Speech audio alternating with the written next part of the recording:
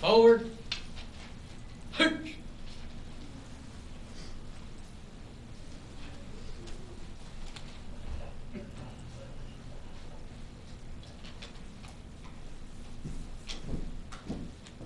Halyard. Halt. Left. Peace. Freeze and hold.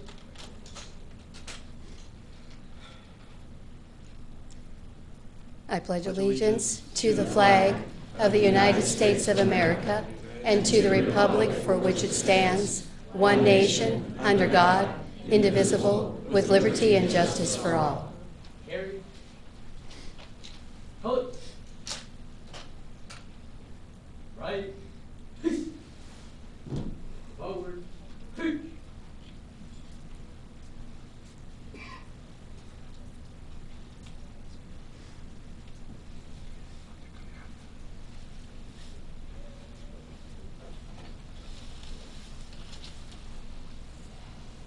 Halyard. Halt.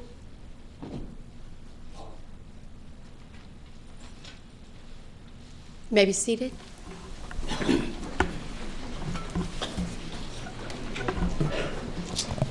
Good evening and thank you, Federal Way High School, JROTC. Tonight with us we have Board Member Barney, Director, what is your name? Director Moore. Sorry, Director Peterson, excuse me, Superintendent New, and Director Griffin is not with us tonight. So to begin with, I need a motion on the floor to approve the agenda. I move to approve the agenda for November 12th, 2013 as submitted. Second. There's been a motion and it's been seconded. Any discussion? All those in favor? Aye. All those opposed? Motion carries. Need a motion to approve the consent agenda. Madam President, I move that we approve the consent agenda dated November 12th, 2013. And the second. Thank you. It's been moved and seconded. Any discussion? All those in favor? Aye. Any opposed? Motion carries. We're going to start our meeting off tonight, and thank you for all being here with recognitions. And I'm going to first ask Superintendent New. And, Mark Davidson to my left. So, Thank you, Madam President. I snuck in on you there. Thank you. President Wilson, members of the board, Mr. New, tonight it's my honor to bring forward Chief of South King Fire Al Church and Fire Commissioner Bill Gates. I think, if I'm reading this right, Mr. New, will you help me with this one? John McIntosh White from Grace Church, Wendy. Thank you. Wendy? Is she here somewhere? Oh, there she is. Thank you. Would you come forward, please? My apologies. I'm just reading this all, and we had did some work at Adelaide Elementary School. There was a total of 135 people, and the groups that came together were South King Fire and Rescue, Communities and Schools, Federal Way School District Maintenance, Adelaide Elementary Families and Staff, Adelaide Homeowners Association, Grace Church, Roots Church, and Citywide Christian Fellowship, which meets on Adelaide's campus. At Adelaide, they cleared out a lot of old shrubs and limb trees, took out 10 yards of red rock, replaced it with 24 yards of new gravel, donated by Lloyd's. We painted the doors in front of the building, pressure washed, laid 7 yards of bark, built planter boxes that we planted flowers in for students to care for throughout the year, planted new evergreen shrubs, painted curbs, and still have plans to lay concrete in old flower beds and more benches, and move benches. At Valhalla, they are also at Valhalla as well. They cleaned out flower beds in the staff parking, main parking lot, and flower beds in front of the church, or in front of the school, excuse me. We also laid 5 yards of bark. Our budget was $1,500 from Grace Church, and we used most of that. Lloyd's also donated $500 worth of gravel, and Lowe's donated $300 worth of products. So we obviously thank Lowe's as well. So thank you. I'm going to send everybody up there for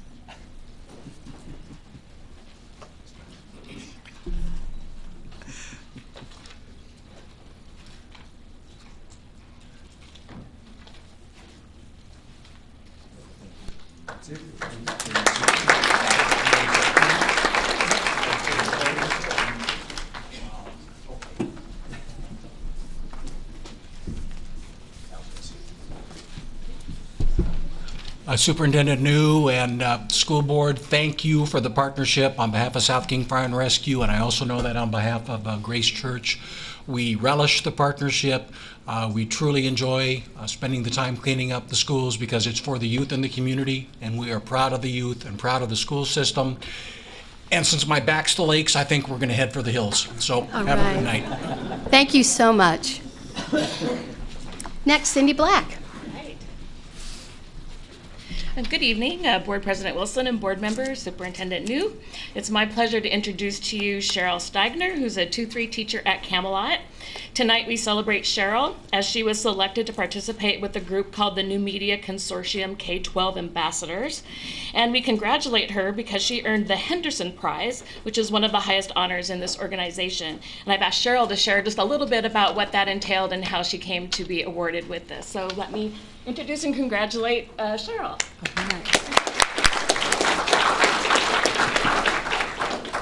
Thank you for having me. It's been an incredible honor to be here. The New Media Consortium is a community of experts in the field of educational technology, and I represent as a K-12 ambassador. I'm one of about 30 ambassadors across the world, and this past winter, they asked the ambassadors to solve some wicked problems facing the educational system, and I got to present at the summer conference about using failure as a learning model in the classroom. And specifically, I talked about the key differences between a failing teacher and then a teacher who fails. A teacher who fails is one who routinely takes risks in the classroom and spurs innovation and is connected and forward thinking. And it was an incredible honor to represent Federal Way as part of this organization and share all the great things that we're doing here. And I'm incredibly honored to be here, and I want to also thank my colleagues at Camelot and across the district. Thank you.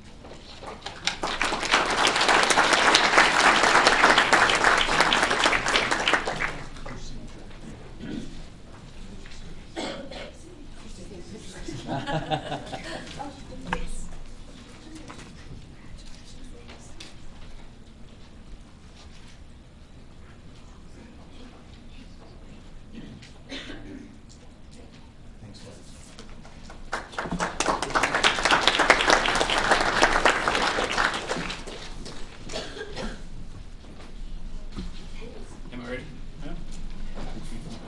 I'll let you get your seat. Thank you. You bet. President Wilson, members of the board, Superintendent New. Across the district, we're seeing examples of courses integrating the concepts of We Act from the We Day group. Students seeking to understand current world problems and finding ways to address local and global issues. And to recognize one course, this course is taught by Sue Bergman, and she's here this evening to explain the course and talk about what's happening there. She's brought a group of students, and I'd like to introduce them to come to the podium and share this course. It's an amazing, amazing course. Welcome. Would you like to introduce yourself first? Yes. Good evening, Board of Education members and Federal Way community. I'm Lorelei O'Brien. Good evening. I'm Ethan Herringshaw. And I'm Halftone Tafari. And we are representing Todd Beamer High School. So in our high school's Current World Problems Inspiring Youth class, we are practicing to change the world in positive ways, and beginning with Federal Way. We are creating action plans to address the social issues that have positive impact on the community, just to name a few, we are focusing on impacting human trafficking, homelessness, animal cruelty, obesity, and child's fitness. And as a student of this class, my knowledge of these social issues not only have deepened on an individual level, but how they connect with one another. For example, obesity could be a side effect of improper or the lack of proper child fitness or homelessness, and improper child fitness and homelessness could lead to human trafficking. From this web perspective of these social issues, we can effectively improve the social issues around the world. Our Inspiring Youth class is not for the most intellectual or most kind of students, but for the students who genuinely are willing to create a better future and better world. I'm Ethan Herringshaw again, and so far this year we've hosted several guest speakers, such as Skip Priest, Senator Tracy Ide, Kelly Maloney, and Hen Mazik from Stand With Us. He's in an organization based out of Israel for problems down there. Me and Halftom have a little issue that we're focusing on. Every year I go to, or these last 2 years I've gone to Mazatlan, Mexico on a mission trip, and I really get a chance to see how the other half, compared to us, live. When you don't have proper school supplies, when you don't have proper clothes, when you don't have proper bedding, when you go home from school. And so me and Halftom just really wanted to make a difference in that way, really change something in the world, at least to start. So here's Halftom. All right. Like Ethan said, I'm from Africa, which is in Ethiopia specifically, but we're trying to help Senegal and Ethiopia with school supplies, and to be specific, as pencils. We're trying to fundraise at least 100,000 pencils and send it to them so they can have a proper school supplies and have a good education and be normal with their lives. And I think that's a good idea for us, and we just want to we just want to make a difference in the world, and that's just what we came up with. So thank you so much and have a good day.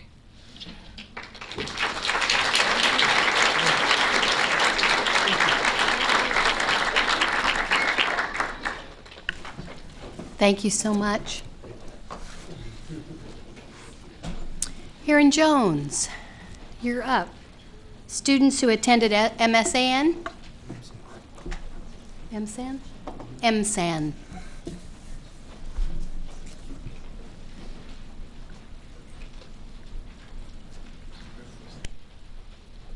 Okay, we have a PowerPoint somewhere. Oh, here it is.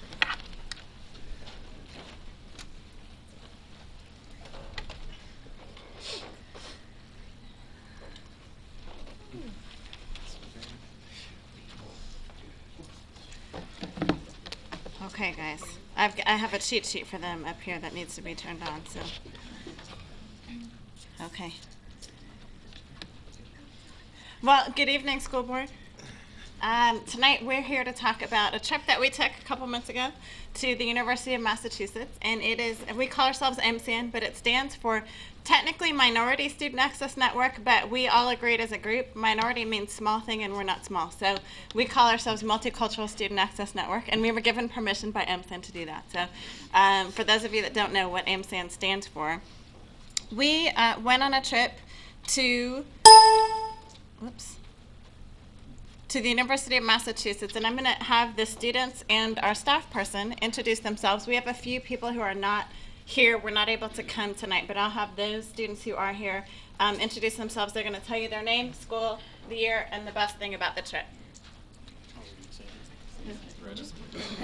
Hello, my name's Cece White, and I go to Federal Way High School, and I'm in 10th grade. And probably the best moment that I had was the first day that everyone, from all over, came to the actual conference, because we went to the Amherst High School, and we heard a really great speaker, Calvin Terrell, and it was very inspiring. Nice. All right, hope I can keep up. Am I close enough? My name is Jalil Harris. I go to Thomas Jefferson High School. I'm a junior, and my favorite thing about the MSAN was I really did like when we first met Calvin Terrell, because it was just a culture shock. Everything was just such a shock when we met him, and it was good to hear all that, and I just really enjoyed his presentation. So explain who Calvin is. Oh, Calvin Terrell. Calvin Terrell, I don't really know how to explain him that much. Calvin Terrell. He's an amazing person. He's an inspirational speaker. Go ahead. I don't know. I'm just. He said it. He said. Oh, okay. Anyways, so Calvin Terrell basically was like an inspirational speaker that brought us all knowledge of like what's going on in the world around us and like what difference we can make as a group. So, yeah. Who are you? Oh, okay. Well, I'm Leanna Spillner. I'm a sophomore at Decatur High School. And my favorite part about the trip was just when we were all together as a group, because it made us open our eyes and realize like what actually is going on in different parts of our area, some would say. So, yeah.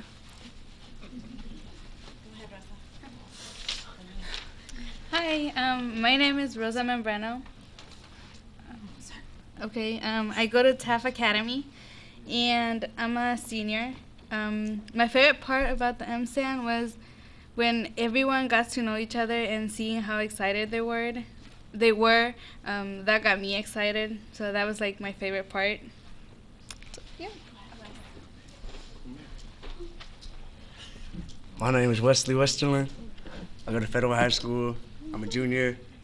And my favorite thing about the trip was meeting other students from the East Coast, seeing how different and similar we were. And yeah, it was just cool. Okay, because I don't want to move. No, I'm not one of the students. David Stone, an administrator at Total Middle School, and I was fortunate, lucky to join this group as a chaperone. And I think my favorite part of the trip was just watching these kids grow in just that small amount of time, and truly represent a Federal Way School District and the uniqueness that we offer, the uniqueness that we offer, that is different than schools all over the country, and they represent it really well. So I want to add to this that we, the Multicultural Student Access Network is for diverse schools. We were the only school that was really diverse. So when other schools thought about diversity, it was all African American, or it was all something. I think we had the only Pacific Island student in the entire 250 students. So it was a really unique experience for the other schools to talk about diversity in the context that we experienced diversity. So it was really a blessing. Let's see if I can move this. So just a couple pictures. There were 250 kids at this conference, us sleeping. We had the longest trip. We were the farthest away of anyone. There's just a couple of pictures. But I'm going to let Stone take over and do the next portion here. So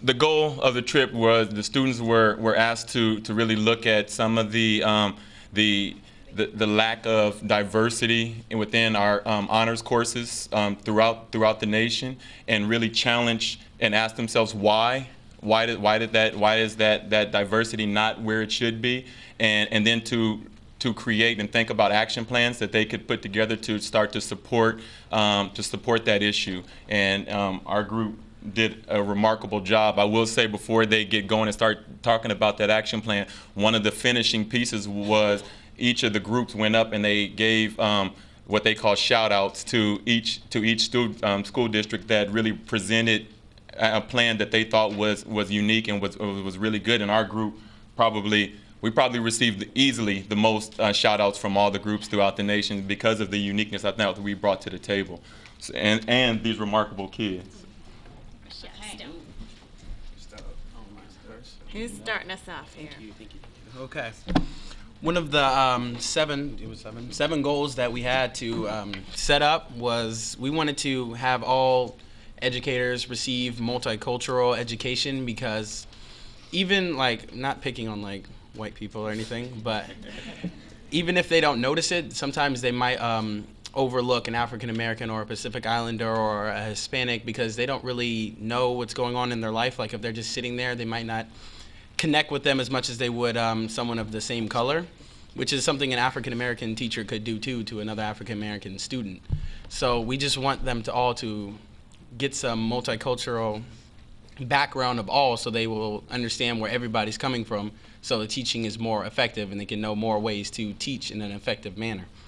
And training on how to teach them. Okay, I don't really have to read that. Okay, who's number two? So the second one was to create an MSN course, which is a So right now in schools, we only learn American history from a white point of view, if that makes sense. And so what we want to do is to have a multicultural point of view, I guess. So we want more, we don't want to see, like, we don't want to have, like, only American point of view. Does that make any sense? Yeah. Does that make any sense? Okay. Yeah, that's what the second goal is. Good job. Hello. Okay, so our goal 3 was to establish an effective peer-to-peer mentoring program. And you know, this, not only I, but we all think that this is really important that we have this in our schools, because like students want to hear from other students like how to build each other up and like empower each other. And like, you know, if it's one of those Mondays where you don't really feel like being there and you have someone who you can relate to like in your same age range who like knows how that feels and can still like give you a positive like little 10-second speech or something, that would be pretty cool. So yes, that's why it's important. Go for it. Anyways.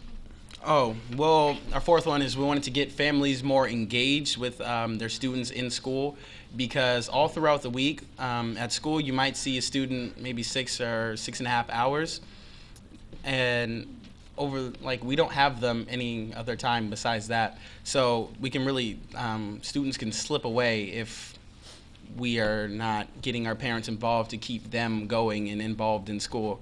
Because if their parents, if families aren't being supportive enough, then all the time that we're spending like 6 hours a day with them is going to just fade away, and they're not going to really, it's not going to matter as much as the weekends and all the time that they spend with their family. So it's very important that we get families involved, and that's more stuff that I didn't. Less. No, 5. Who's 5? So another goal that we took from the trip was to implement AVID strategies into our classrooms. AVID is a class that gets you organized, it like helps you go to college, prepares you for the future and all of that. So we just wanted to use those strategies in all our classrooms, because a lot of the students who take the course are actually, you know, getting better. It actually helps them in their classes, like using the tools that AVID provides for you, such as Kono Notes, organized way of taking clean and efficient notes. You got grade checks, which is to show where you are in school and how you're doing. And then, yeah, if we can just use that in our classrooms, I think, you know, we'll be successful and get better. See?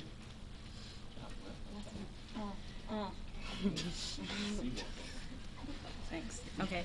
So our final goal was to develop a rebranding campaign for advanced programs. So basically, it means like instead of having it say AP, it would be like another name, like SWAG, as some say, which is Students Willing to Achieve Greatness, which from a personal experience, I know that would change a huge part of just minorities not wanting to go into a class, because when they see AP, they're like, oh my gosh, I'm in AP. But if they see like, oh, I'm in a swag class, okay, I'm gonna like try, and my friends think I'm cool. So I think that'll help a lot. Okay, I'm done.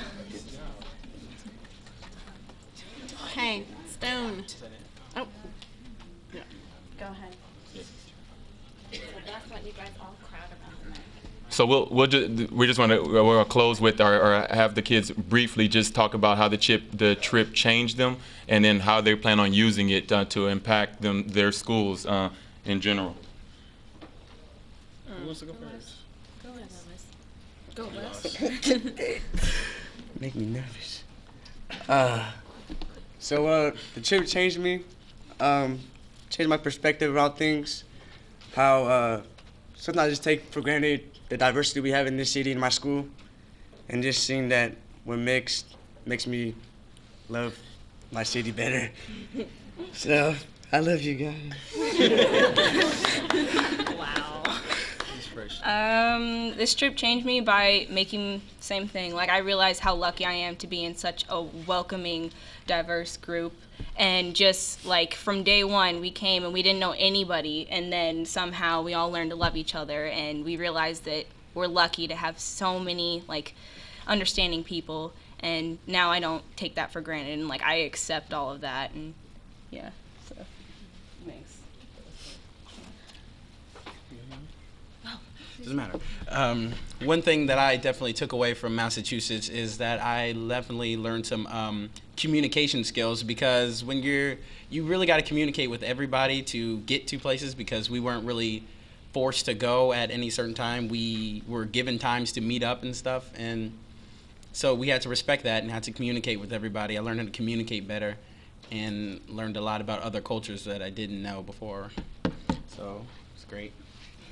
Yeah, kind of piggybacking that, like being inside of groups that people might have a different opinion on how you feel about it, or they may agree, and just kind of better listening skills, like knowing everyone is entitled to their own opinion, and like they have their own point of views. Well, they basically said everything. Yeah, just taking advantage of the multi-diversity we have. Yeah. So, yeah. Okay, I want to finish up by just sharing that none of us knew each other, actually. I think I knew most of the students because I've spoken in their school buildings, but they didn't know each other, and it was just really an exciting opportunity to get to know one another. Our next step, all of these students will be presenting the action plan to their administrators. Obviously to you, they've also presented to the Equity Task Force. We are also trying to engage them in other committee work around the district, so they are up for work. So if you have work for them, they're willing to work, which is very exciting. And I want to finish out by having Cece do our last slide here. Okay, so I want to say thank you to the school board and the district administrators for sending us, and that you guys please continue to like give us and like other students like us the opportunity to attend events like this, because it's so inspiring and motivational, and makes you want to like make a better difference and a change. Thank you. Thank you.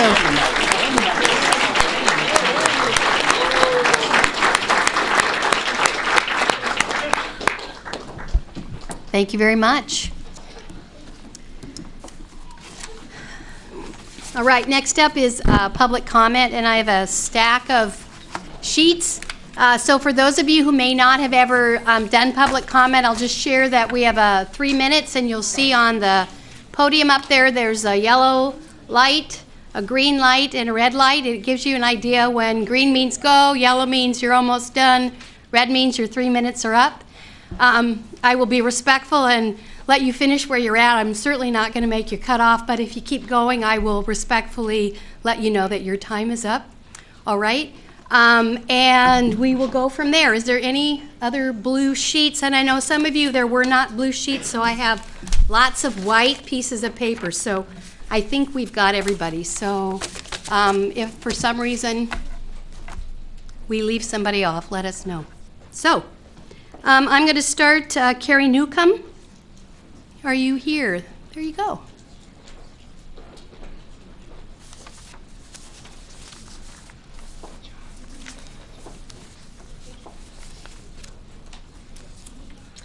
Good evening. I'd like to address the grading system this evening. The struggle this district seems to be facing with regard to standards-based grading is threefold. 1, standards vary widely in size and scope within subjects. One standard may cover a very complex task or cover up to 5 or more distinct skills, while the next standard covers a single low-level skill. Number 2, the district has applied a narrowly defined model of learning and grading to every classroom. 3, the district has not justified its decision to pursue a radical model for determining final course grades. If the Federal Way School District was able to resolve all 3 of these issues, Federal Way Public Schools would be heralded as national leaders in education reform. I sincerely hope that the desire for such recognition is not the motivating factor for the hasty implementation of policies related to standards-based grading. Our school board and district administrators are responsible for focusing on what is best for students now, this school year, and in the foreseeable future, not about advancing personal careers. I express these concerns because I've never seen so many policies of such magnitude implemented so quickly without first being piloted. In this respect, I was pleased to hear that the use of standards for grading were piloted by some teachers before all teachers had access to them, and adjustments were made based on the findings of the pilot program. Why did our school district skip the pilot program step with regard to calculating grades? The ones and zeros used the past 2 years, the power law equation applied this year, or the overall priority standards matrix and grading policy. Changing course is easy to do after a pilot program, but not so easy after the entire school district is committed. For this reason, I fear that the district may be financially and technologically committed to our current course. If, however, the district determines the current district-wide experiment of the new grading system is a bad idea, what is the exit plan or alternative? The answer to this question seems especially important as the change applied by the district's grading system is the first of its kind in the nation, something on which Federal Way presumes to take the lead. I reiterate that the Federal Way Public Schools grading system, specifically the application of the power law, is the first of its kind in the nation. From this perspective, the school board has failed in its duty to protect the students of Federal Way from radical change with unknown consequences. Radical change should be pursued with caution and based on the results of a rigorous testing and pilot program before full implementation. The school board is responsible for making sure that all voices and concerns of the community are involved in these decisions, including parents and non-parents, teachers, administrators, and students. The district must be able to demonstrate and explain in detail to all stakeholders the impact of radical, first-of-a-kind systems or policies as proven by fully tested and verified data. Were all perspectives present in making the decision to implement the new grading system this year? Did all stakeholders understand the research, data, and expected results of the new grading system? Where was the pilot? Thank you very much.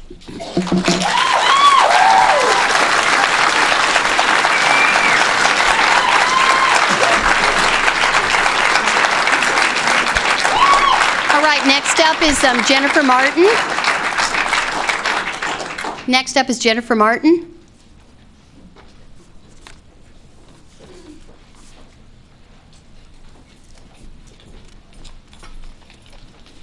Thank you, President Claire, directors of the board, Superintendent New, community and audience members.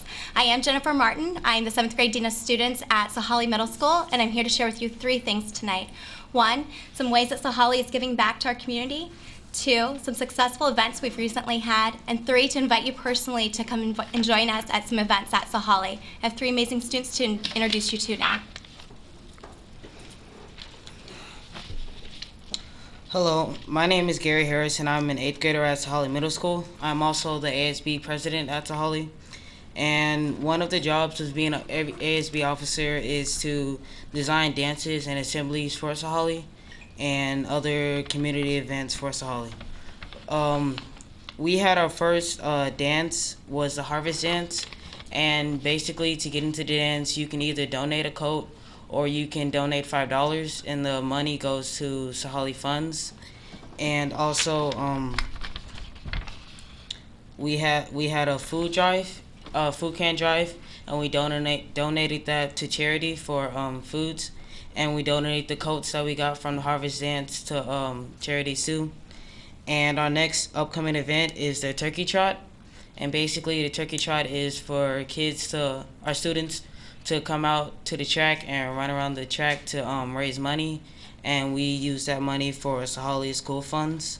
And our Turkey Trot is Wednesday, November 27th, and it's a community event, so I hope everybody can come to our Turkey Trot. All right. Thank you. Thank you. Hi, I'm Kalina Dotson, a student at Sahalee in 7th grade. As a leadership ambassador, one of our roles is to serve our school through family community events. On October 30th, we had our first annual parent forum and trunk or treat. Over 500 people attended. We helped to serve pizza, greet families, and direct people to the various events within the building. We had Avid ice cream socials and ELL socials, STEM activity, free daycare, parent workshops, and lots of children in costumes. I love this event at Sahali Middle School because it was fun to be with friends, family, and staff.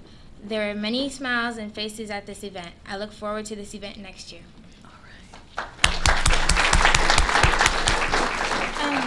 Hello, my name is Paige Dasher. I'm an 8th grader at Sahali. I'm a leadership ambassador, and I'm also the lead executive mentor at Mentor Ignite.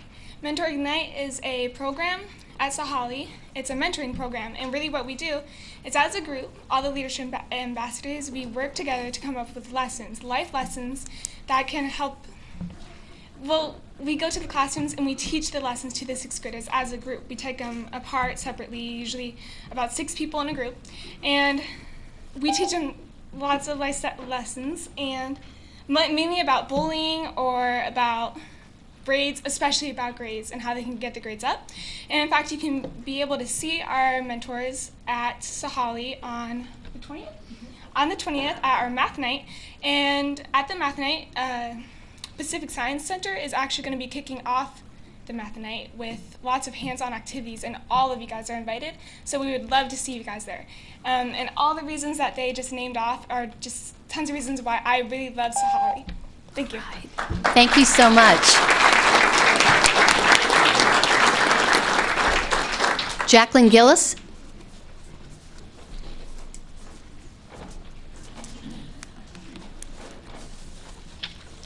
Hello, my name is Jacqueline Gillis, and I am a sophomore at Federal Way High School. I'm here to talk about the grading system and why I think it's unfair. Since middle school, I've been in the Cambridge program, which is the most advanced classes that the school district has to offer. Every year, I've worked hard to earn and maintain a 4.0 GPA.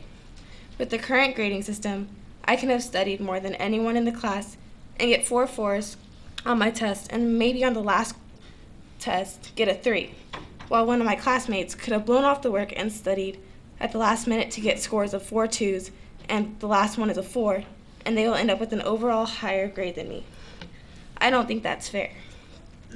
I understand you're trying to see progression over time, but in all honesty, it's not working, because those of us who continuously work hard and do well should receive the better grade. At the last board meeting, it was stated that there's no evidence to support that students will be turned down for scholarships or admissions into colleges. But I'm already looking at colleges, and as I talk to admissions counselors, one of the first things they ask is what my GPA is. It is not fair that because of your system, I cannot show them grades that reflect the hardworking student I am. I hope you take this into consideration while thinking over the new system. Thank you. Thank you.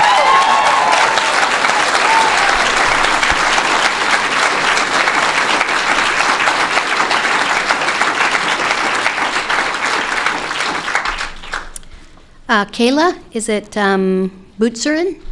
Butzerin? Oh, almost. Okay. Hello, my name is Kayla Butzerin, and I'm a senior at Federal Way High School. The grading system I had my freshman year was the traditional way for grading. Grades were given on the average score of tests. At the top of this test, I used to see an A+ to an A-. Now, I'm not getting grades for how well I did on my tests. I'm receiving numbers. This new grading system is not for the benefit of the student's success, I believe. But neither was the last grading system. Our previous grading systems made it possible for students to cheat the systems in order to get a passing grade out of the class when they realized that the grading semester was almost over. But this grading system makes it even easier for students to cheat the new system.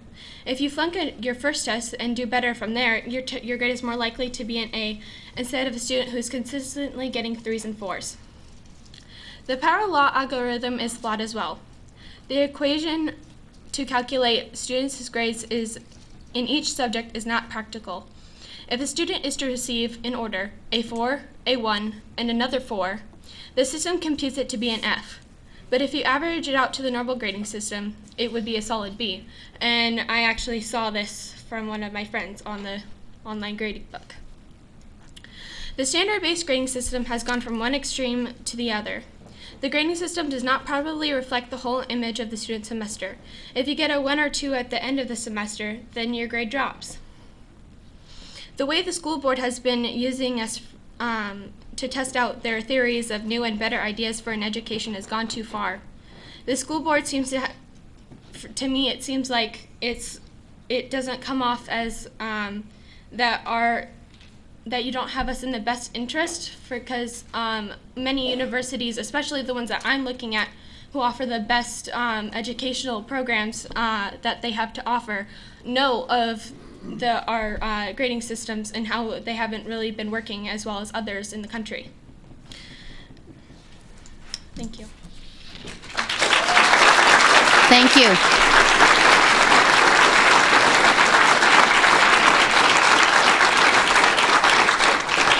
Caitlin Coburn.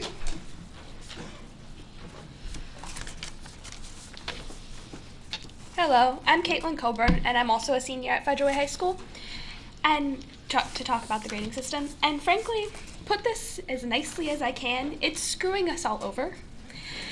There really isn't any other way you can put it. I have had a 4.0 all of my high school career and most of my middle school career as well.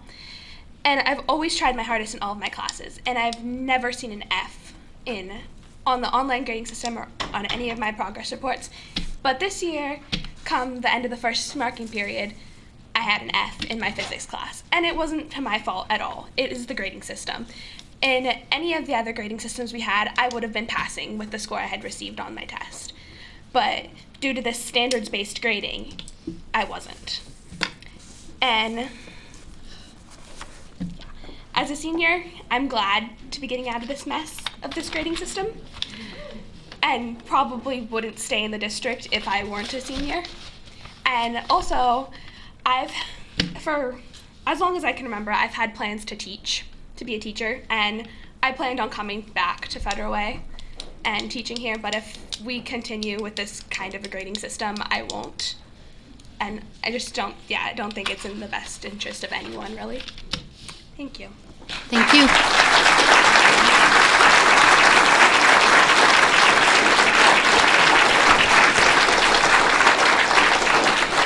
Camille Perry.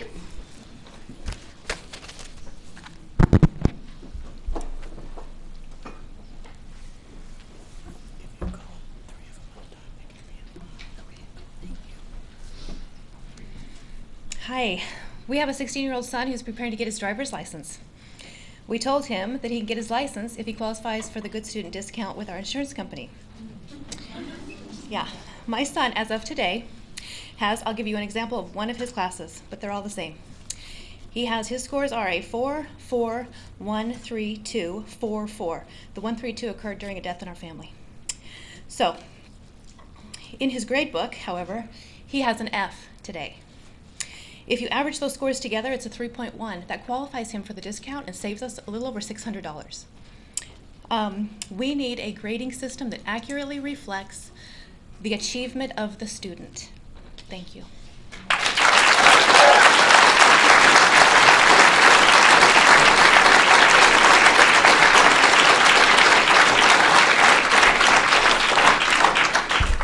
I'm going to take a suggestion. I'm going to call 3 names at a time, and if we can do that, then we can go 1, 2, 3, and it'll go a little bit faster, okay? So next up is Michael Sculderi, but right after that would be Shelley Sculderi and also Tammy Barrier. So if we could go 1, 2, and 3, that'd be great. I'll try to be fast. Let's see here. As I'm getting this set up, I gotta say, we really gotta stop meeting like this. No. Let's see, reading view, slide master. Someone help me. What do I do? Say start from beginning. There you Okay, go. now I want full screen. Go back. I'm functionally illiterate. Go back. Right hand. Go back. Go back. Go back. Cameron should just for me. What do you got? Screw up on this thing. All right. Thank you. There you go. Okay.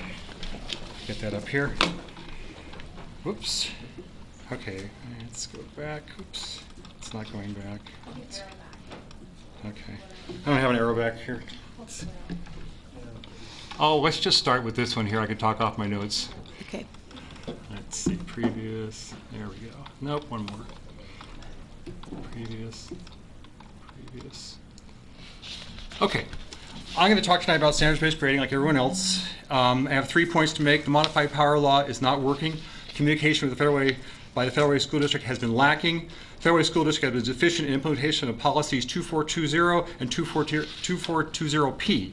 So let's start with the goals of the district. I have another slide which shows that 4 to 5 scores are a good picture of what a student knows at a given time. That came from a Federal Way School District publication.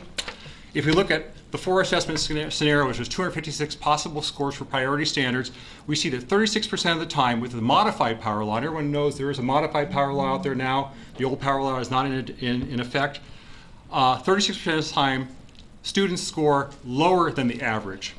Only 3% of the time, that's 8 times out of 256 possible scenarios, the student scores higher than the average. So it's not showing what we thought it was going to show. And we can go back and look at 3 assessments, 1, 2, 3, 4, 3, 4, 5. There's 64 possible priority score scenarios. In that case, 25% of the scores are less than the average. If we take the trend, it goes from 25 with 3 scores, 36 with 4 assessments. We can make the assumption as we go further along, it's going to get even worse and it underpredicts students' scores versus the average. So let's look at some of the goals and how the Federal Way School District and how we're meeting it. Giving greater regard to what students have done recently. If you look at this here, we see that in a number of cases we have clear growth trends, 1, 2, 3, 2, 3, 2, 2, 3, 2, 3, 4, 1, 2, 3, 4. The power law modified is the same as the average. Students are allowed to make mistakes, another goal professed by the school district. We see that here, when they do make mistakes, their scores are lower than the average. So the modified power law is not working. And as Mr. New said last time, the thing about averaging is that it really hurts students who struggle early. With the power law, the modified power law, it is designed to reward that growth and reward consistent learners. It's actually the opposite of that. So recommendations: turn off the power law right now, use averaging, and use the power law as a guide. Inform the school, the school district should inform the superintendent that he is being deficient in implementation of policies 240, 2420, and 2420P, not showing accurate assessment of students' learning. And finally, improve communication. 3 minutes is not enough. Thank you very much.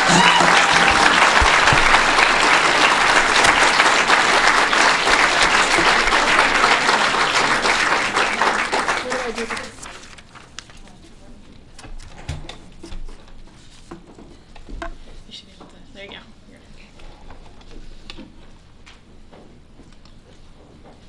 Good evening. I'm going to talk about the value of doing homework for all students. Homework needed to understand the power law. When asked for the equation, it was provided without an explanation of the variables. When asked to define the variables, a definition of one variable was left out. The vendor EduPoint had to be contacted and could not explain the undefined variable since they'd hired a mathematician to work on it who was no longer on staff.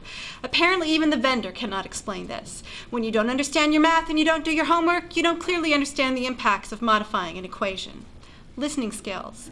You're going to do a survey prior to the December 3rd work study meeting. Who are you going to survey? You said teachers and students. Why are you not surveying parents? It might be in order to ask for an oversight committee to be involved in developing the survey, as well as independently reviewing the results, as it appears the district either does not always heed the information provided or analyze data correctly. Impact of the power law with a 2.5 patch.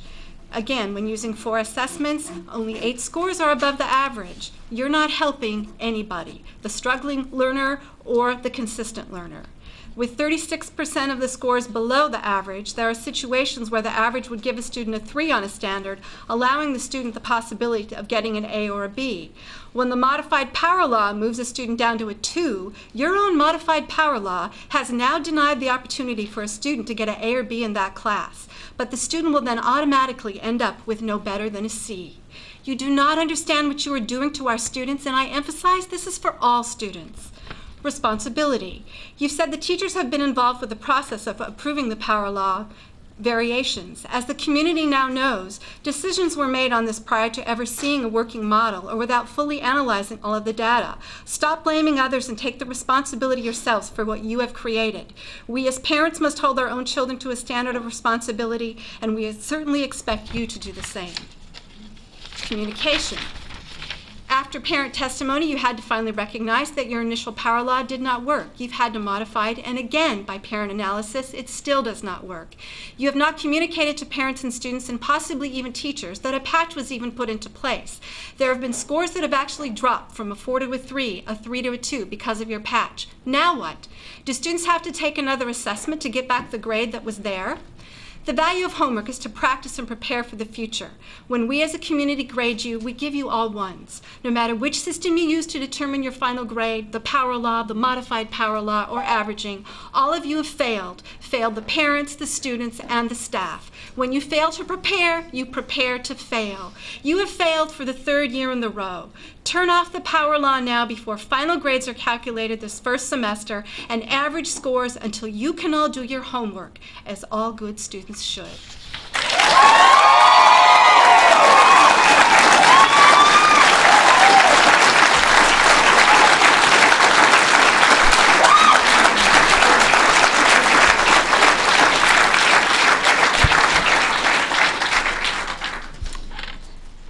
I'm a Federal Way mother of 4 with 2 children at Illahee and 1 at Beamer. I am part of a large group of parents, teachers, and students that are also seeking to change the current district policy on grading, particularly power law.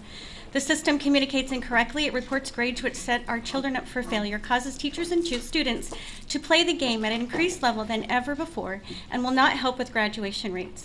We need to dismiss the power law and go back to averaging standard assessments. First, the power law does not give inaccurate communications on how a student is performing. We have progress reports now to show this. When a student's latest recorded standards put in the system, the trend points a student's grade in that direction. In my son's case, a 1 on his last test sent him failing with averaging. While averaging, the scores would have meant passing. Students learn quickly that they can score low early and still end up with a high score in the class. When grade inputs are consistently high, the trend follows that direction. That is, unless a student has a bad test day, then the opposite problem occurs.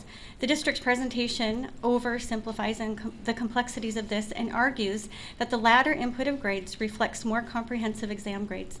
Even with the modified algorithm, it is not a fix, as pointed out. Yes, we agree that the comprehensive grade should be weighted more heavily, but this can be done more effectively when grades are averaged and final exams weighing more heavily as a percentage of the class grade. Second, coming home with a failing or below meeting grades early in the year is setting our students up for defeat mentally, no matter what kind of spin you put on it, especially when the grade is lower than an average calculation would show. The district presentations argue that averaging masks deficiencies, but what is power law masking? It's masking masteries, depending on the order of the grading input. Power law can mask hard work and mastery throughout the year and reward early lack of effort and cramming at the end. Through standards-based gradings, we can already see where the deficiencies lie and work on those to increase the grade without the use of power law.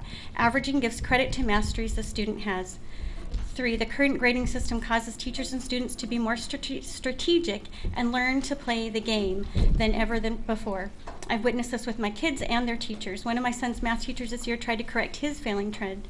He was allowed to be reassessed, got 100% or a 4 on his his last test. This sent his trend higher than what the teacher thought he should be. The teacher then changed his 4 to a 3, which I had an obvious problem with. But in the teacher's defense, this creative teacher then had to devise a new assessment line just for him, keeping the 1, adding the 4, which shot his trend more in line with the teacher's professional judgment. We are requiring a lot from our teachers in the grading process, and parents are asked to be involved in the process longer because no one trusts the system giving an accurate grade. Finally, as Mr. Scoleri pointed out, the sampling of grades showed that the power law depicts lower than averaging grades.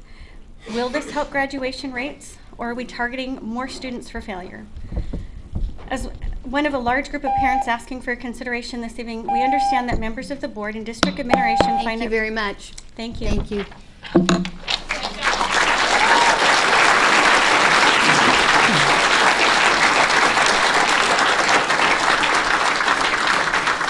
Next 3, Leah Gillis, Paul Levy, and Bill Nyland, please.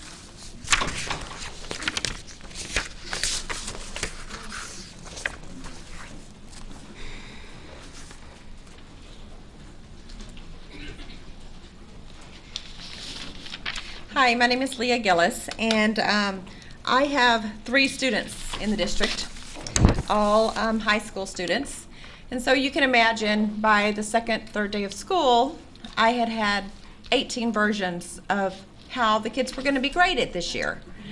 So then by the end of that first week, I went and I talked to the principal at the school.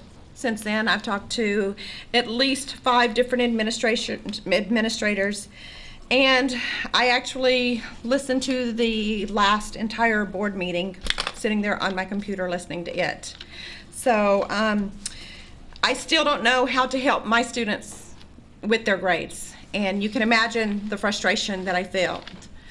Listening to some of the comments from the board was probably the most frustrating part of listening to that whole board meeting. It wasn't sitting there for 2 hours and 20 minutes. It was sitting there and hearing the comments that, oh, well, we haven't had any proof that this is going to affect students getting scholarships or admitted into college. And if you for a second think that that's true, then you're sadly mistaken, or you just have not filled out a college application lately, or certainly tried to get a merit scholarship, because it's right there in black and white. The first things they ask you are your GPA. It's one of the very first things. The fact that this district does not weight GPAs, especially for those for whether it's IB or for Cambridge level students, that's bad enough. But now we're throwing this whole thing into the mix. And there's just a real serious disconnect between what you guys are saying and what's going on in the real world. I'm going to have 3 kids in college. I need those merit scholarships. I'm going to need for my kid, for those application to show that they have the best grades. My kids work really hard for their grades. They don't go into class thinking, oh, I'm going to screw off the first few tests and then I'm going to do better. They go in from day one and work really hard. I have one student who 3 days into class, she had to go and she had to learn all the countries in Africa. Do you know how many countries there are in Africa? There's about 53, 54 countries. But she worked her butt off and learned all of them, made a 4 on the test. So it's not that she's not trying. She works very, very hard, and she should get credit from that. What really bothered me was to find out that the district, I don't know whether you individually knew, but as a district you knew that there was a flaw with the grading system, and you implemented it anyway. That, to me, is just really, really bothersome, because I lose trust that you have the best interest of our students, whether it's my student personally or whether it's the 22,000 students in our district. And then one of you said, well, just be patient with us. We're going to get to this. We've been patient. My son comes home. He's a senior this year. And he says, Mom, I've been in high school for 4 years now, and this is the 3rd grading system we've had. So give us a little bit of credit and don't just say, just be patient. We want change. We want it for the benefit of our students. We want our students to not just be in a district that wants to be known for increasing our graduations, the number of students that graduate. We want them to be able to get that diploma and for it to mean something. Thank you very much.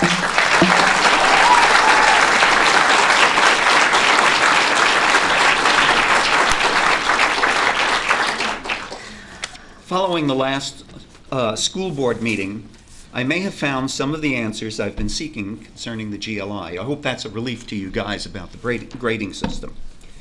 As you may recall, I've been asking for written reports detailing what was learned by board members while traveling abroad.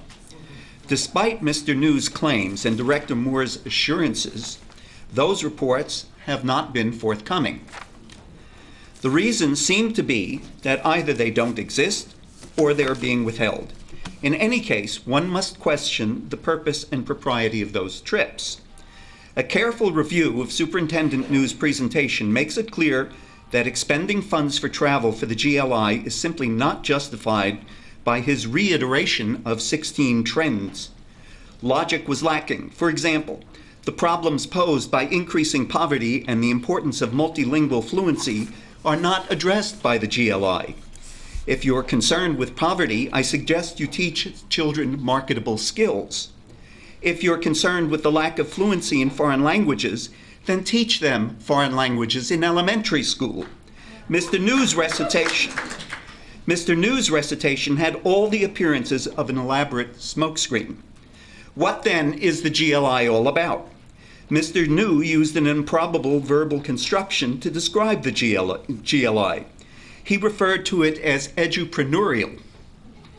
In a private conversation following the board meeting, Commissioner Moore expanded on this by claiming that the purpose of the GLI was to create new revenue streams for the district. Thus, I surmise the purpose of these junkets was to market Federal Way schools to administrators in other countries. Indeed, Mr. Moore said that the real purpose of the trips was to make person-to-person contacts with his counterparts in other countries. Mr. Moore went on to say that this program would sell school slots to wealthy parents desirous of studying in Federal Way. This is quite different from entertaining exchange students for whom there is no tuition profit. If my reading of his remarks is correct, this program raises some very serious questions. The first is, how would this program avoid defeating the goal of an egalitarian educational system? How could children of poor families benefit from this system if the purpose is to create a revenue stream? Mr. Moore said that parents would be paying for the trip. Who subsidizes less affluent students? The second concern is net cash flow.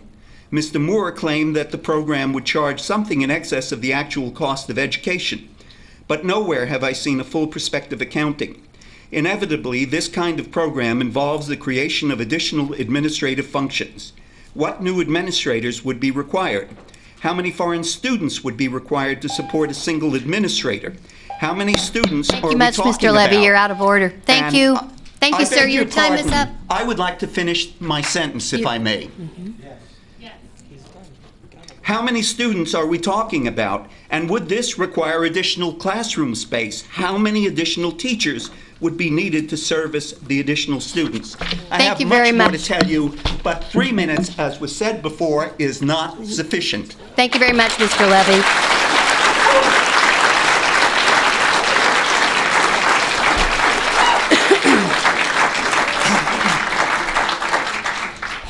Hi, my name is Bill Nyland. I've got an 8th grader at Kylo and a senior at TJ. My oldest son wanted to come here and speak tonight, but he's got too much homework. The first issue I'd like to address is the assignment weighting system. Scores are weighted by sequencing using the super secret power law formula. Teachers don't have the option of assigning increased importance on any assignment. A small quiz can be the same as a final unit test. A 10-minute in-class assignment is weighted the same as a 3-week final project. For example, my older son has an issue with a binder check. He has everything he needs in the binder, but it wasn't organized the way the teacher wants it to be. No late work or makeups are allowed, and is currently the only assignment under that power standard. He gets A's and B's on the huge projects in class, but if he fails the binder check, he fails the class. How is that standards-based grading? This relates to the biggest lie we've heard in standards-based grading. Don't worry, we'll hit that standard again. All students and parents have heard this. Teachers mean to get back to it, but it just doesn't happen. The end of the semester always comes quick. The amount of 1-grade power standards that my boys have had over the last few years is alarming. This year's system is calling attention to that. If a student does poorly or does not turn in one assignment, it's high stakes. An F for one assignment means an F in the class. A C on one standard will limit you to a C in the class. The first quarter's over. We are hearing that line again. Don't worry, we'll hit it again. History tells us it's not going to happen. All the standards-based research online and from the district talk about multiple assessments for each standard. Did a review on how many assessments were included for each standard for both of my kids. That's all I have info for my 2 kids. But out of the 93 standards assessed for the Nyland boys, only 17 had 3 or more assessments. 76 out of the 93, or 81%, had just 1 or 2 assessments. 61 out of those 93 had only 1 assessment per standard. I know you say, oh, we still have 7 weeks left in the semester, but we saw the same ratios at the end of the semesters last year and the year before. It's not being, reality, not there. It's not what Marzano had in mind when he set up this system. This makes even the smallest assignment a high-stakes assignment. Remember a few years ago when everybody was freaked out because of the WASL, one test that was the high-stakes thing? This is worse than that. 1 assignment, every assignment is a high-stakes thing. Some are proposing to eliminate the power law formula. I don't think it really matters because there aren't enough assessments for each standard. I propose eliminating the rule that limit a grade, overall grade, to a C or an F on just 1 power standard. I'd also require teachers to assess each standard multiple times, or they will not be allowed to include in the grades. Then remove the power law and average those grades out. One last thing, online software that I talked about a few weeks ago still does not show homework. Painfully confusing. TJ gutters still clog, breezeways don't drain. Thank you.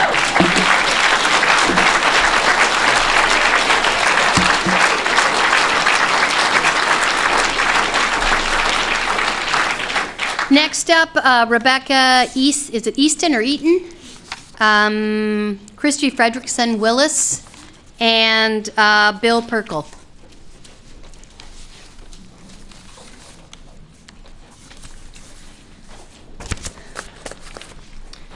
Okay, I'm going to modify things a little bit because a lot of what I was going to say has been said. My name is Becca Eaton. I'm a Federal Way parent of a middle schooler and a high schooler, and like everybody else here, I'm concerned about the grading system.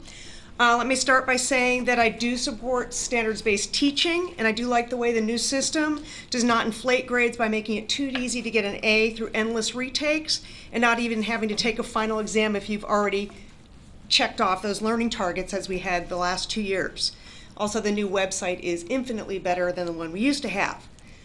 That said, I have a lot of issues with the standards-based grading. A lot of people have talked about the power law. I did a few examples. This is before the modified thing. There is a wonderful website that you all can go to, and it does 4 assessments, and you can drag those data points up and down and see what happens to the curve. If your first data point is high, if you don't stay high, you're screwed. That's pretty much it. And if you start really low, good for you. Okay? Is that the message we want to send to our students? Please go in and see if you can fail that first assessment, because that's how you're going to be rewarded in the end. Okay? The other problem I have with it is it's a theoretical model, and it talks about trends. Okay? When I look at my kids' assessments, I see a single power standard that has assessments that are not really related. In my son's Spanish class, under a single standard, there was assessment for the alphabet, the Spanish class, counting, and pronouns. What are we trending? Those are 3 completely different things. That goes along with if I am assessing some small item that's part of the standard, or I'm assessing the entire standard and it's a major test, we're weighting all those things equally. The other thing is the end of the semester, you don't know what happens that day prior, those 3 days prior, maybe the week prior, and then your student's sick. So you have a standard that's got 8 assessments. 4, 4, 4, 4, 4, 4, 4. I'm sick, I missed that lesson. 2, end of semester, you're screwed. Okay? It's not fair. The other big concern I have is if we are going to truly use this trend and truly have those data points mean something, we need to assess the same thing roughly in the same way over and over and over again. If we are doing that, when are we teaching them? I have seen my kids not get through all the standards in their classes because we're reassessing, reassessing, reassessing, reassessing. I would like to see my kids learning rather than taking the same assessment again, again, and again, and again. Thank you. Thank you.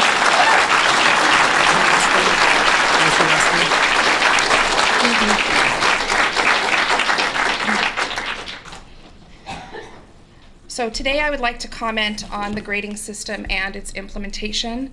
I will not sit here or stand here and ask for the grading system to be replaced.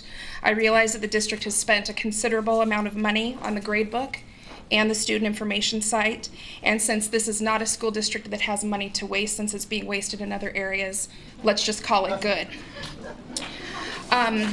What I am compelled to address and hope to, and actually demand to see a resolution to, is this district's blatant failure to implement this system in a successful manner. Expecting teachers and administrators to master a complicated new, yet again new, grading system in 7.5 clock hours is laughable. Teachers, two plus months now into the school year, are still not 100% comfortable with this grading system or how to explain it to parents and students. I would ask, again actually demand, of the district that they take an all-hands-on-deck approach at this point, which in my observation is not happening. This district should never have implemented this system without proper training to teachers and to administrators, and making sure that that training was actually understood by them. There are still school staff out there that are contradicting each other in the same school and contradicting the district. That failure is on you, not them. The district should never have implemented this system without thorough communication measures in place to students and parents. For this, you should be very ashamed, and the district should be working nonstop, putting aside everything else except the basic day-to-day operations of this school district to make sure each class and each subject has a comprehensive rubric so that any child or parent can easily know what they must do to attain the grade that they desire, whatever grade that is. It's not there, and it shouldn't be up to the teachers and individual principals and administrators to make that happen. You guys should have made sure that happened long before this was implemented. I would also demand that the district answer what measures they have implemented in terms of accountability with teachers. A teacher should have no choice but to implement grades at least within a week of an assessment. There are teachers that are waiting to implement 6 weeks worth of grades right before the grade book shuts down. How does that communicate to a child and a parent? Also, what measures of accountability are in place so that each teacher is actually reviewing the marks? If a teacher can override it, how do we know they're going to do that now that you've put a patch in there? There could be lazy teachers out there. I'm not saying there are.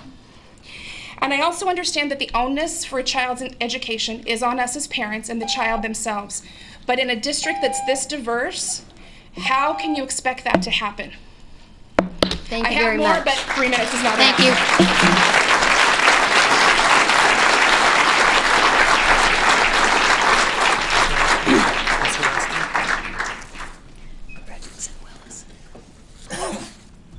What?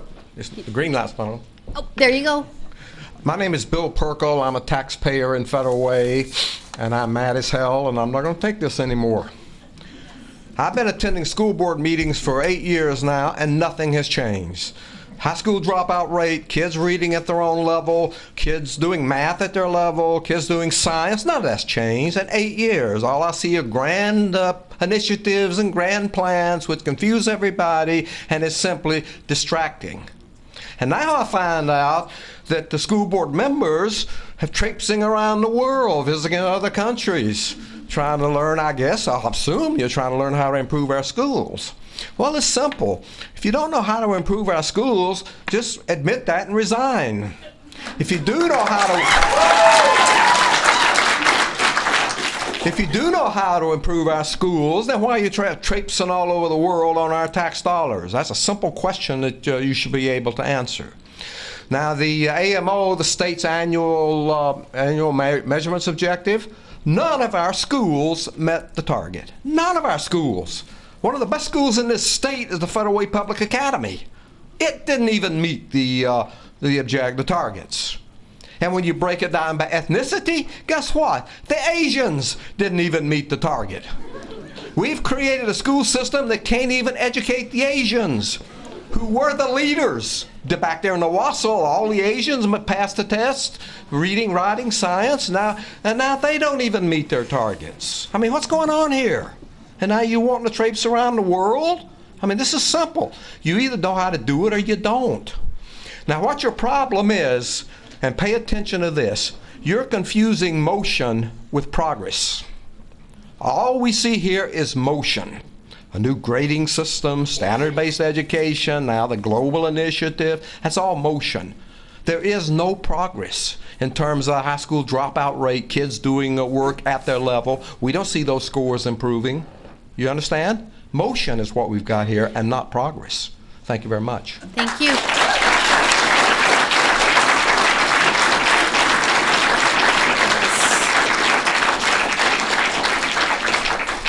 Last three up I have are, is it Lois or Louise? Lois? Lewis. Sorry. Lewis Peters, Richard Champion, and Paul McDavid.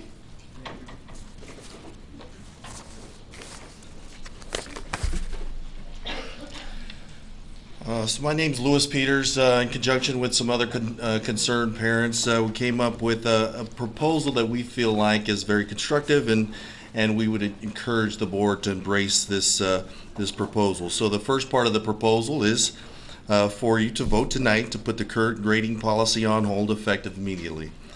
Part number 2, following this action, proceed to inform your clients, the students, families, and taxpayers of Federal Way that the district is going to maintain its innovative work on standards-based grading, but has chosen, after a review of the grading formulas, to return for the time being to using averaging to inform and calculate grades. Teachers will continue to receive training in strengths and pitfalls of various grading system options. As you inform us, it is critical that you make a promise to review the process that brought about the power law and matrix decisions. Part number 3, turn off power law calculation of grades for marking period 2 for the rest of this year, next year, and until such time as it can be studied for possible applications to inform instruction.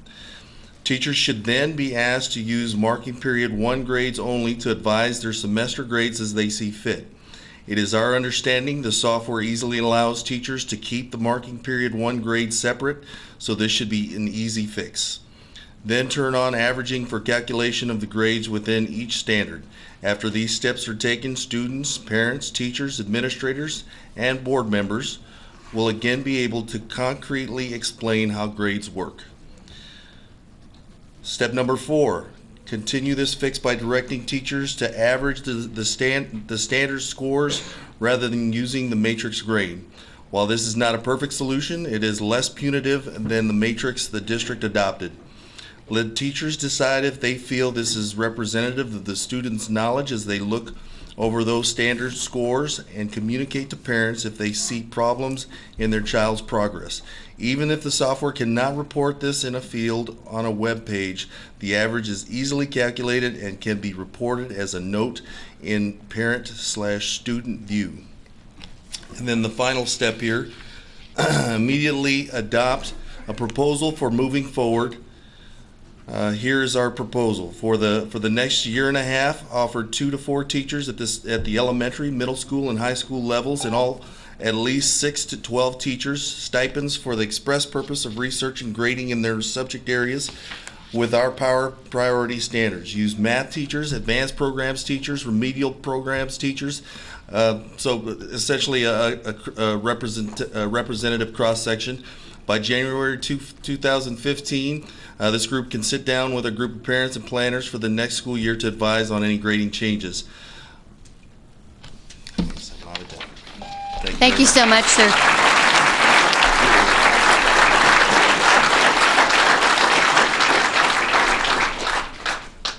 Hello. My name is Richard Champion, and I have some questions to ask. As you probably know, that there's a lot of rumors surrounding the Federal Way School District, particularly around travel. I was recently told that there are currently 15 members or employees of the school district in Ghana. What is the cost of that trip? What is to be gained from that trip? How long have they been there? And why is that, if that is true, why has that not been published? I haven't seen it anywhere in the Federal Way Mirror or elsewhere. Also, recently there was a trip, it is my understanding, to Michigan to visit a private religious school to look at how they built their performing arts center.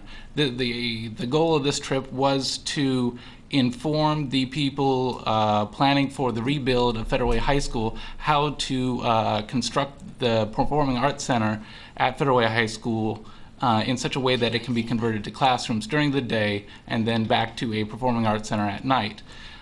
Why is it that we had to go to Michigan to go to inspect of such a Performing Arts Center? It is my understanding that similar Performing Arts Centers that have this capability already exist in the Kent and Pasco school districts. Why could we not stay in state and save money on that trip? Also, I have been told that during that trip to Michigan that the members of that committee were invited to stay for an extra 2 days so that they could go to a University of Michigan football game. Is this true, and was this paid for on the district's dime? Thank you.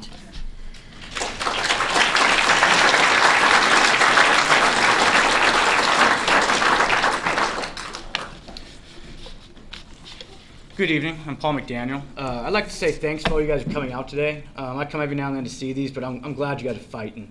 Don't ever give up on your kids, your students. They're not a number, they're a name, and they're your family. Don't ever give up on them. So fight until I change this thing for you guys. Now me, I'm not here to talk about the grading policy, though. I'm not here for that. My purpose is to talk about the Veterans Memorial Garden. I received this flyer in the mail about the construction update to go check out on October 9th. I was told that there would be a garden there for veterans, a memorial set up. So I was a little bit shocked when I went in there and talked to the architects to find out that on all the different drawings they had there, not a single one had the garden. I talked to 2 architects. I talked to a main architect, and he had known about the garden, but didn't want to talk about it. I then talked to the landscape architect, the one who actually did all the landscaping for it, and she had never heard of it. So I thought maybe I was mistaken, that I had misheard the designs to have it in the new Federal Way School. So I actually went online and I pulled up you guys' meetings from the December 11th meeting where we actually had city representatives come in here and judges talk to you guys about it. And on that day, Angela Griffin presented resolution 2012-38 creating the Veterans Memorial Garden of Puget Sound, and it was seconded by Ed. So I know that it's on there, and then I looked at the news, the Mirror for the same page the next day, and it has on there that Superintendent New said that the best location would be the Federal Way High School. So my question that I'd actually like to hear answered tonight is, are you going to be building that in the Federal Way School? Or is this just something you guys said for some motion to make it look good? Because I'm not seeing anything and I'm not getting answers. So I'd like to know from you guys, are you planning on building it? And I'll wait for an answer. You said you have, you passed it, are you going to build it? And you're the one who said you would, are you? So what I'd like to say is board comments, we will respond to that, but just like with all the other public comments, we won't respond to you as an individual. Excuse me? You won't give me a yes or no? I will say in board comments, we will choose to respond, but it's not normal process. It would be out of order for us individually right now to respond to your public comment because we did that to no one else. How would I go about, since I have 46 seconds, how would I go about finding that answer then, and when would I be addressed with that answer? Well, one thing you might do is hang out Okay. for board comments and see if there was a response. And number 2, I've got your information and the way to contact you, and I'd be happy to follow up if you don't get your answer tonight.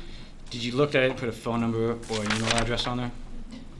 No. Nope, but I got your name, and before you leave, maybe we can touch base if you don't get your answer in public comment. Okay, thank you very much.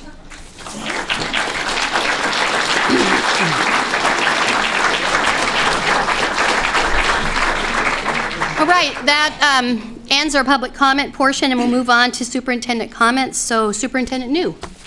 Thank you, Madam President, and thank you, members of the audience, parents, for coming out and voicing your concerns over the issues, in particular the grading system. One of the things that I want to emphasize is that the system was developed with a tremendous amount of input, and there was a committee that worked throughout the year to put the grading system together. In fact, pulling that committee back together again next week for a continued conversation and review of the effectiveness of the grading system. So what I want to assure you is that we were listening, we are listening, we will continue to listen. Appreciate the comments tonight, especially the proposals of solution. It really is helpful. I'm going to ask a show of hands, and I think I know the answer, but I do want to do a real quick informal survey.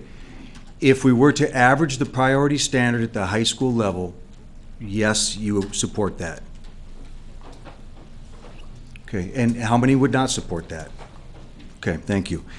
As far as surveys are concerned, Mrs. Scuderi, and perhaps I didn't mention parents last week. We are surveying parents, students, and teachers, and hope to have the survey out this week or early in the next week, so that we have the results back in time for the December 3rd work study. Mr. Campion, there were 4 people that went to Ghana and just returned, and they will be presenting at the next board meeting. And as I've said in previous meetings, this is part of our We Act activities through Free the Children, and they went to see if this was something that our students could and perhaps should participate in. I hope that you'll be here for the board meeting next week, where these 4 educators will share their experience, and I think you'll enjoy what you hear, and we hope that it's something that our students can begin to participate in. We also have a team of 4 going to Ecuador in the next couple of weeks. The cost of the trip to Ghana was $12,000. There was a team of 3 that went to Michigan. They did not go to a U of M football game. They were Mr. Blauser and 2 representatives from Federal Way High School, looking at the design of 2 schools in Michigan. One of them was Holland Christian High School, and the other was Kent Innovation High School. And those results are being compiled and contributing to the thoughts and the design of Federal Way High School. And Mr. McDaniel, you asked about your last question was on the garden. I recall the December 11th meeting of last year, if it was December 11th that you're talking about, when we had representatives from the garden here to talk about the garden, that the board made a motion to have me work with that committee in placing the garden. I still do believe at the time that a good place for the garden would be at Federal Way High School. But the proposed garden was, as Mr. Leland showed at the last board meeting, the size of Memorial Stadium's football field. So we can't place a 2.5-acre garden at Federal Way High School, but we are still looking at placing a garden on that site because I think it'd be a great location for it. And then my last comment tonight is I would just return from an event at the ESD in Renton with President Wilson, and congratulations for Taft Academy on being chosen as a school of distinction. Very nice honor and very well deserved. Thank you.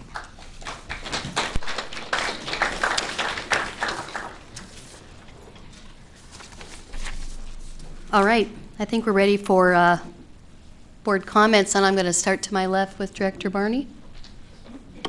Okay. Had an opportunity to attend the We Scare Hunger event on the 31st. I know Director Wilson was there as well. President Wilson, get used to that. It was a great opportunity to see the kids enthused about going out and doing something to work within our community to help those in need. So I really appreciate all the students that were there, many of them in costume to participate. Grades. Obviously, people are interested in that. Mr. Peterson, was it? Yes. Yeah. Do you have a copy of your proposal? I would love to. I just gave my last copy out, but I'll okay. get you one. Sure. Okay. Because what I would like to do is actually turn that over to Superintendent New and have him review that with the potentially coming back to the next board meeting with his suggestion on that. Because if I hear what you were saying, the averaging piece, I've been working over 3 years when this whole thing started with the power standards. Myself, I've been trying to do the averaging piece. I know there were some changes that were slated to happen this year, not the power law, but some different changes that was actually turned down by teacher and administrator representatives, if I'm to understand correctly from the discussions I've had with Mr. New. So I don't know what those suggestions were, but to my knowledge they were, we don't want to learn one more thing on the program, so I don't know. But I do like your suggestion, and I would like if you can get a copy of that to myself, to Superintendent New, and if we could make that as a one of our, what do they call that darn thing? Action item, there we go. I didn't have it written down. Yes, as an action item to have Superintendent New review that and bring back recommendations at the next board meeting. I would appreciate that. All right. Director Moore. Thank you. Well, thank you all for coming out and giving us your comments. It's never fun when people aren't happy. But we have been working on the grade problem for a while. This is not something new that we are just recently tackling, and there's countless amount of data to go 50 different ways on the grades. What my hope is that you all will stay engaged in this through our board work study on the 3rd of December, where we can not just talk at each other, but we can actually have some dialogue with each other about what your expectations are. As a parent of two kids who have graduated from Federal Way High School, Federal Way Public Schools, my concern is much like yours, and it goes beyond just getting the A in a class because I've worked hard. My concern is making sure that the children that graduate and walk across the stage have actually learned something. That when they go to college, they don't spend the first 2 years of their college career taking remedial classes because they got ripped off by our schools because we just socially promoted them through, and you end up paying another $50,000 a year because they did not get in high school what we should have given them. Are we going to be wrestling over grades and how to properly assess what children know from now to the end of time? Of course we are. If you think averaging is the solution to everything, you would be wrong. Highline and UW are telling us right now that that the grading system we had in place, this averaging mindset where we don't wrestle over the grades, we like this child so we give them an A, and we don't like that child, we give them an F, or we don't know what mastery looks like, so we just hand out grades however they look. That doesn't work. That will not work for your child. This is about learning, and we're engaged in a wrestling match about learning. We're having a board work study. We hope that you will come out. You'll voice your concerns. If you're concerned about the power log and all these other things, come out and help us in the process of getting this straight. I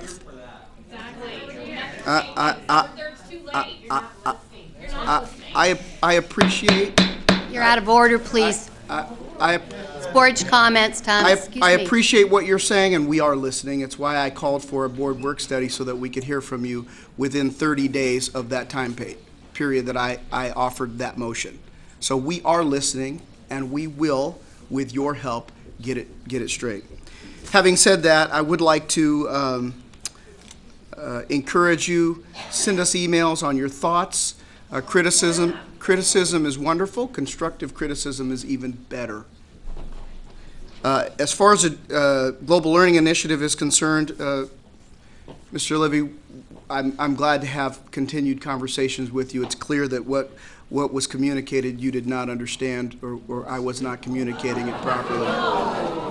But I'm glad to meet. I'm glad to meet with you, and I'm glad to meet with anyone else on the Global Learning Initiative. It is what's happening in the future, guaranteed. Thank you. Director Peterson.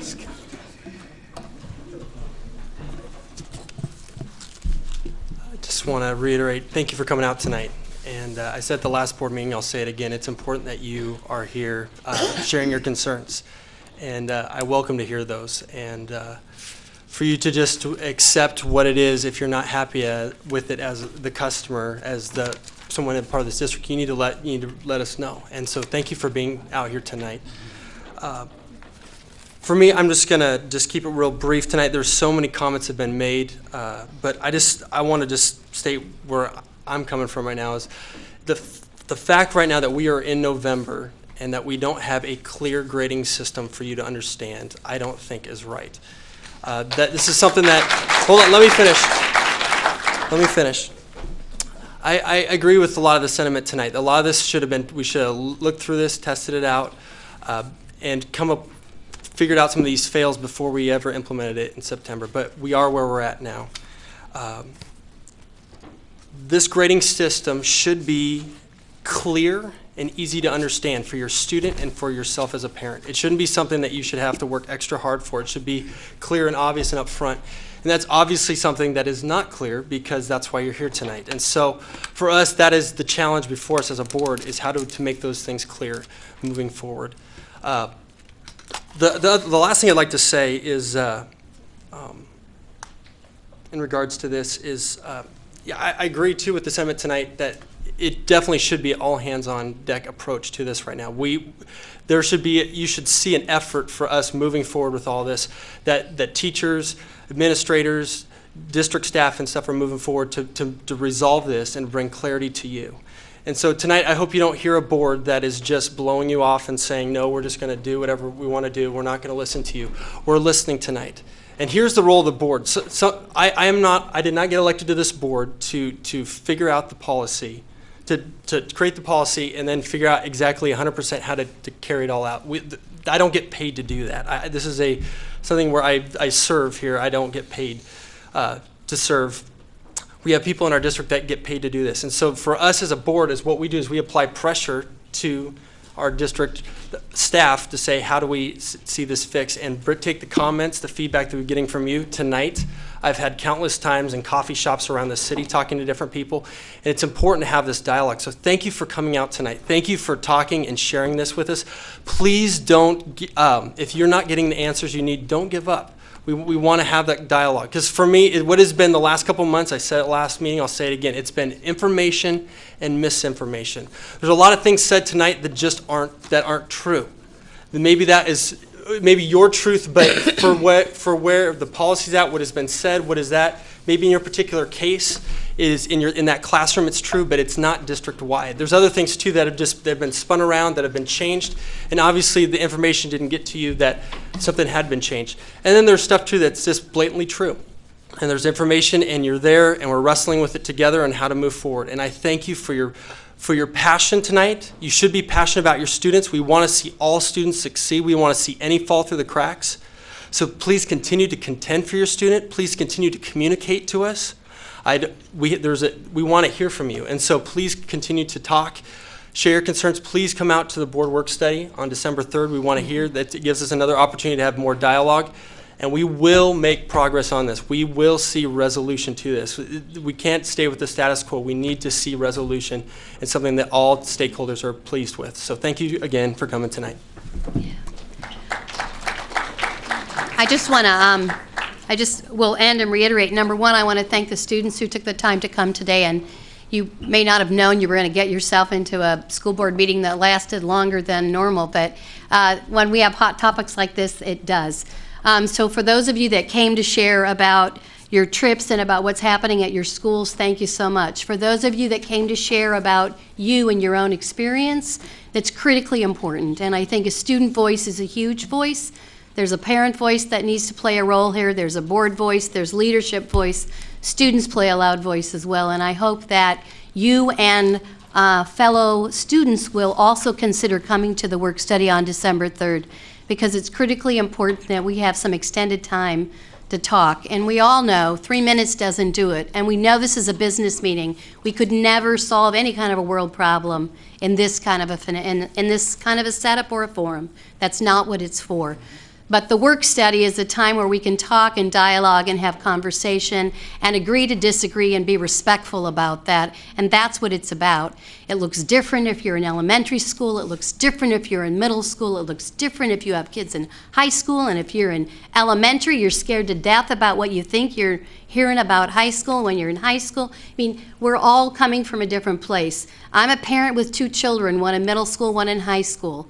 I'm part of the grading system as well. I sit in there at student-led conferences, and it causes me to have dialogue with my student. Do I understand everything? No. Am I trying to understand everything? Yes. Have we tried to anticipate as much as we can? Yes. Could we have anticipated more? Probably so. Look at us all here today. We still have schools that operate differently. You set up a system that you think will work for the greater good, but we still find out that there are exceptions to every kind of a rule, and those are the kinds of things that we have to work out. So our work study is going to be critically important for continued work. And I've spent many hours over the last 3-4 weeks meeting with lots and lots and lots of people. And I respond to emails, and we've had lots of emails back and forth, and we're not all in agreement, but part of the conversation is what brings us to agreement is the dialogue. And that's the critical part. And we want to make sure that every child, regardless if you're on the end of being a struggling student or if you're on the end of a student who struggles to do better and better and better, we need to make sure we're taking care of and we're accounting for and meeting the needs of all of those students. So I just want to say that. I also want to say that this is the second year in a row that TAF has gotten the School of Distinction Award, which we can be proud of. The other thing I also want to say is I had a wonderful opportunity to attend the Todd Beamer Veterans Day Assembly, where Sergeant Ty Carter was there, who is a Congressional Medal of Honor winner. Recently, you may have seen he's been on the news. Also, MSNBC had a great article about him. And what was phenomenal to me about that assembly was it was a student-run, student-led assembly, and it was probably one of the most moving and emotional Veterans Day assemblies I've been a part of. And I'm sitting next to a hero who was scared to death to stand up in front of high school students and to speak his truth, and to think about all that he'd done, and all he'd done for his country and for the men and women he served with. And his biggest concern for those 2 hours was what he was going to say and how he was going to impart what he didn't know, if they were going to be good words of wisdom or not, to students. And the students were phenomenal. They were incredibly respectful, and they also just did some amazing ceremony themselves. So the ROTC and the JROTC at the school just, they did Federal Way proud, and the veterans that were there that attended the ceremony felt that as well. So I really felt honored to be part of that process. As Director Moore said, it's never fun to come and have people tell you they don't like what you're doing. Sometimes you've walked into a system and you're trying to figure it out yourself. Sometimes you were part of creating a system and now trying to figure out how to make it better. We're going to have some new people that are coming in December that have been sitting out there, but as 2 new board members are going to need to help us work through this as well. And it's a community process, and I really appreciate the time you've taken and know we are listening. We will continue to listen, and we will continue to dialogue and make this a system that works.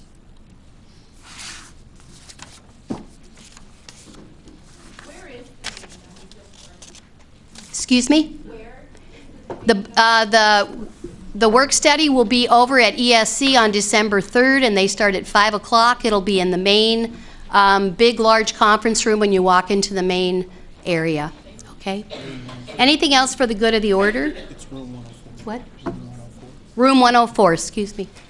Actually, Madam President, if I may. Yes. Thank you for asking. I want to end on a positive, and I think you can help me with one of them, with the grant that the math folks just got. Can you announce that? Yeah. Yours is bigger than mine, so I'll start. But our congratulations to Mr. Blauser and your team. We were awarded a full $200,000 as year one for the Project 8 College and Career Readiness Investment Fund through the Race to the Top. So wonderful work from you folks, and what that's going to be for us. You got a bigger one. I guess the other good news is just that Federal Way Public Schools is part of a $1.3 million grant that was just funded through the Gates Foundation to continue the work that's been happening around math and thinking about math from early learning through, in this particular grant, through grade 5 or 6. So for us, it would be grade 5. So from preschool all the way up through elementary, we'll be looking at alignment of math and math standards, and making sure that kids are coming into school from any early learning system ready for kindergarten so they can move forward and then be successful students the rest of their school time. So keep your ears open for more information about that. And for, with nothing more at board, if we could do the assessments of the meeting, are there any action items? Ms. Poppich? Mr. Barney asked for one, but you need to put it in a motion before I can work on that. I don't have the document, but I want to get the You have to proposal present- that Mr. Peterson had presented and have it reviewed by Superintendent New for report within the 2 weeks at our next board meeting. Do I have a second? Email it to you now. Madam President, if I may. Yes. I don't know is that we need an action item for that. That can just be turned over to Yeah. Superintendent New. Yeah. It could be left at that. Thank you. Thank you. Okay, anything else? Alrighty. If there's no further action, it is 7:45 and this meeting is over. Thank you.